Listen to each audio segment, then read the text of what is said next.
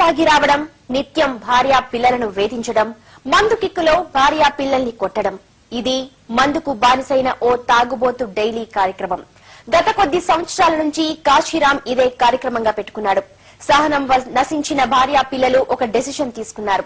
అంతే, కాశీరాం చెంపలు విమానం మోత మోగాయి.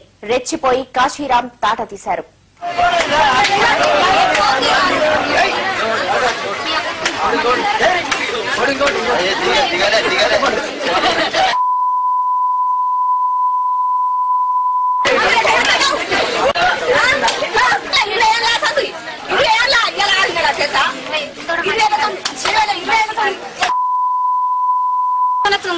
ఎప్పుడో పోతుండే కొట్టించి ఇంత కూడా కొట్టించి లేదు కొట్టగానే ఇన్ని రోజులు కొట్టగానే బాగా